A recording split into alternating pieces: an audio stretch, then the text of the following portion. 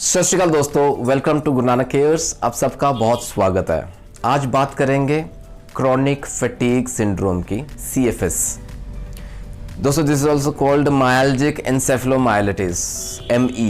खैर will call it CFS, chronic fatigue syndrome. आज क्यों ये टॉपिक लिया उसके पीछे मैं आपको बात बताऊं। Actually there was a patient last in the clinic who was having the same problem. तो ऐसे ही ना माइंड में आया कि why should not we talk about this chronic fatigue syndrome. देखिए क्यों, उसके पीछे क्या कारण है। हमें सुन के लगता है कि ये बहुत ही जैसे ना अजीब सी बीमारी होगी, सिंड्रोम है, किसी किसी को होती होगी। लेकिन दोस्तों आप आज का वीडियो एंड तक देखें, आप हैरान हो जाएंगे। This is a very common problem. जितना हम सोचते हैं ये उससे बहुत ज़्यादा सामान्य, बहुत ज़्यादा कॉमन जनरल प्रॉब्लम है। और ये क्रॉनिक फैटीग है जिसकी बात करेंगे। इससे थोड़ा आइडिया हो गया होगा आपको। फैटीग माने तो टायर्डनेस, वो भी एक्सट्रीम टायर्डनेस, यानी कि थकान बहुत ही गंभीर लेवल तक की, और वो जो क्रॉनिक हो गई होगी। Now this gives a basic idea what chronic fatigue syndrome is. आज आइए बात करेंगे। The aim of the video is to have a basic insight of CFS। क्या होता है, क्या सिम्टम्स हैं, लक्षण क्या हैं, and the part of homeopathic treatment. दोस्तों थकान हम सब महसूस करते हैं, हर रोज़ महसूस करते हैं। सुबह जैसे उठते हैं ना, काम पे जाते हैं, by the end of the day काम के बाद थकते हैं हर कोई। इट्स वेरी कॉमन थिंग है ना, हर रोज़ ऐसा रहता है, ये साइकिल चलता है। लेकिन दोस्तों अगर ये थकान लंबी चले, बिना फ्रेशनेस के, बिना यानी कि आराम के, जो थकान है, ये टायर्डनेस वाली फीलिंग लंबी चले, और इतनी कि जैसे ना अप टू 6 मंथ्स और इवन मोर, 6 महीने से लगातार थकान महसूस कर रहे हैं, टायर्डनेस है, और आगे सिम्टम्स में देखेंगे आप, और वो 6 महीने या उससे ज़्यादा चले, that is we can say symptom of chronic fatigue syndrome. इसका ना गाइडिंग सिम्टम समझ ले, नो फ्रेशनेस, बिल्कुल फ्रेश नहीं। मॉर्निंग में जैसे हम उठते हैं ना, normally what happens, we are fresh to do the day's activity. हम कार्य करने के लिए एकदम फ्रेश उठते हैं आफ्टर नॉर्मल नाइट्स स्लीप। इसमें क्या रहता है, अगर नींद प्रॉपर आ गई हो तो भी सुबह फ्रेशनेस नहीं है। जैसे ना उठते हैं, जैसे बहुत थकान है, mind is not fresh, the body is not supporting you, physical and mental जैसे ना इनएक्टिविटी है, एक्टिविटी परफॉर्म करने की ताकत नहीं है, टायर्डनेस है। Know that is chronic fatigue syndrome. इसके साथ ना जैसे ट्रबल कंसंट्रेटिंग, जैसे किसी कार्य पे दिमाग लगाना है, कंसंट्रेशन लगानी है, वो नहीं हो पाएगा। मल्टीटास्किंग नहीं कर पाएंगे हम, जैसे एक ही काम में जुटे रहेंगे वो प्रॉपर नहीं हो पाएगा। एक से ज़्यादा काम करने बहुत दिक्कत रहेगी। मेमोरी पुअर हो जाती है, यादाश्त अफेक्ट होती है, ठीक है। और ये लॉन्ग टर्म चले तो क्या होगा, it will affect our quality of life, basically वो हैम्पर हो जाएगी। दोस्तों कई बार ना क्रॉनिक फैटीग सिंड्रोम जो है, इसको ना अनदेखा चला जाता है, इट गोज़ अननोटिस, हम पहचान नहीं पाते। देखिए थकते हैं हम, रोज़ कार्य करते हैं, वी फील टायर्ड, है ना, तो इसको रूटीन एक्टिविटी में डाल के समझते हैं कि ये जैसे रूटीन में हो रहा है ऐसा। लेकिन ये तो माइल्ड फॉर्म में कह सकते हैं तब हो, mild to moderate we can manage it.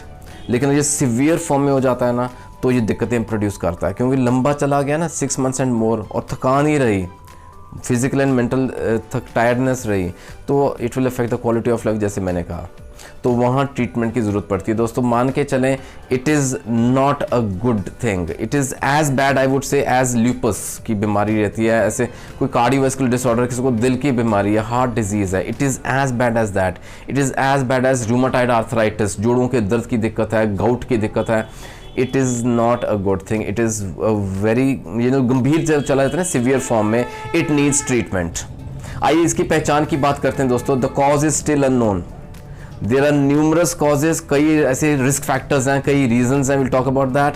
लेकिन इसकी पहचान क्या है, देयर आर 3 कोर सिम्टम्स जिससे हम इसकी पहचान कर पाएंगे। फर्स्टली जैसे हम जो यूजुअल एक्टिविटीज़, जो यूजुअल हम डेली रूटीन के काम करते हैं ना, पहली बात उसकी एबिलिटी कम हो जाती है, वो प्रॉपर जैसे हम कर पाते थे पहले वो नहीं हो पा रहा अब, फर्स्ट कोर सिम्टम।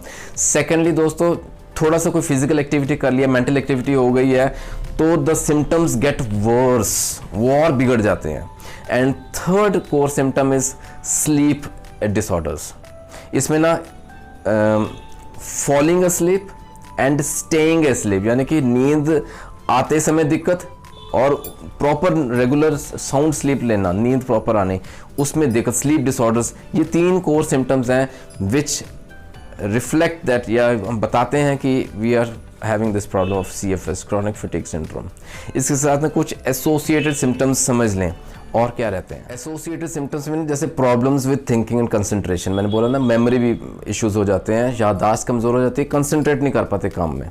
अच्छा, किसी बंदे को बोलो for longer period of time you have to stand upright, खड़े रहना है, बैठे रहना है अपराइट पोस्चर में, तो वो सिम्टम्स और वर्स हो जाएंगे। अच्छा, फिर ये ना विजन पे भी इफेक्ट करते हैं, ब्लर्ड विजन, धुंधला दिखना शुरू हो जाता है, या हमें ना स्पॉट्स दिखते हैं आंखों के आगे।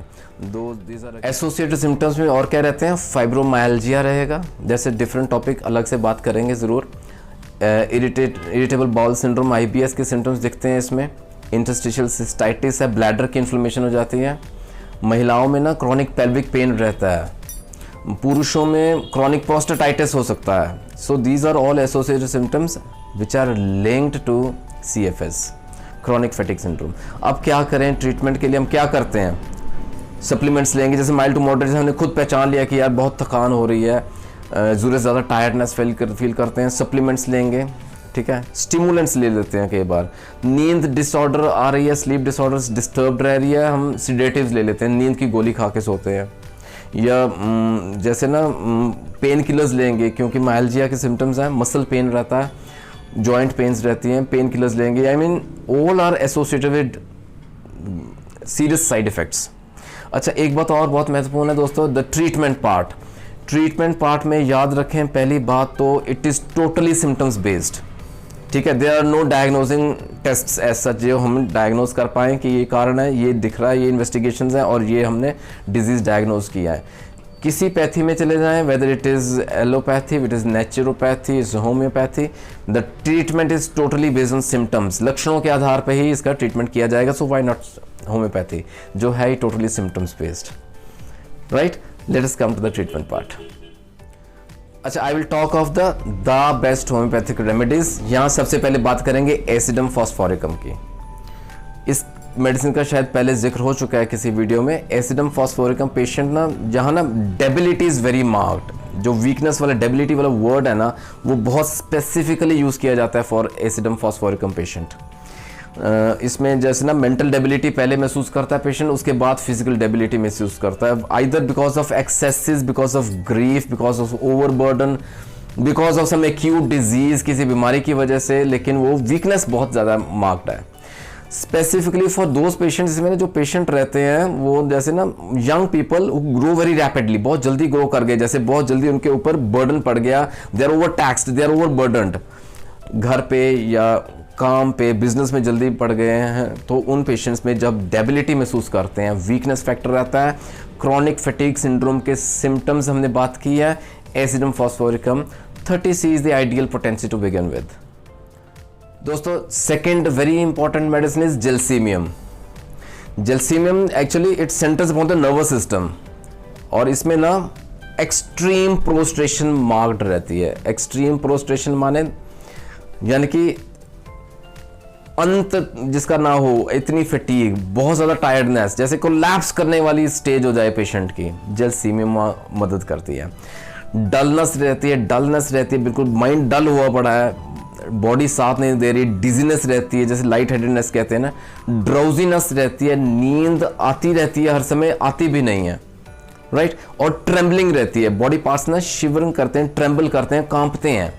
मस्कुलर वीकनेस बहुत महसूस करता है, वहाँ जेलसीमियम काम करेगी, specially for the chronic fatigue syndrome symptoms we talked about. Gelsemium 30 to begin with.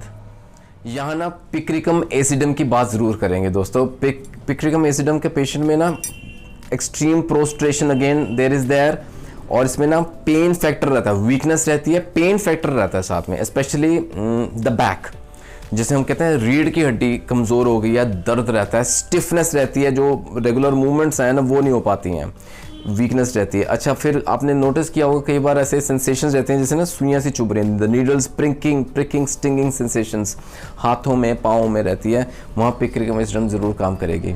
Muscular जैसे माइलेटिस कहते हैं ना, बैक में जैसे पेन रहती है, इन्फ्लामेशन हो गई है, बहुत ज़्यादा एक्सट्रीम फटीग है, क्रॉनिक फटीग सिंड्रोम की सिम्टम्स की बात करेंगे विद मस्कुलर वीकनेस।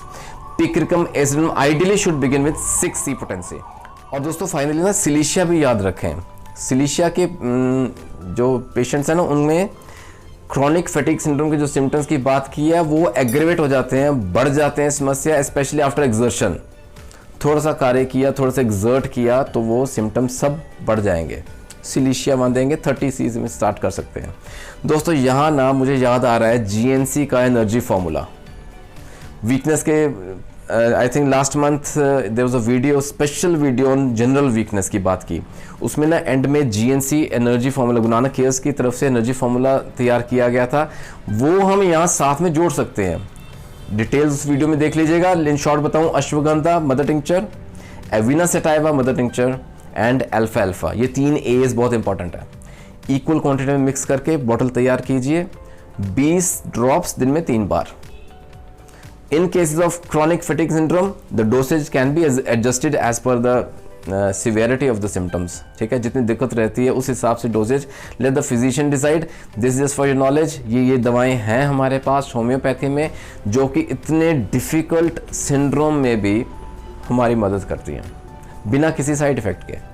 दोस्तों जुड़ रहे हैं गुरु नानक केयर्स के साथ। आशा करता हूँ आज का वीडियो कहीं ना कहीं किसी ना किसी को कोई ना कोई बेनिफिट ज़रूर पहुँचाएगा। इसी कोशिश में एक से एक बेहतर और वीडियोस अपलोड करते रहेंगे।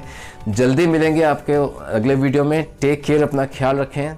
God bless.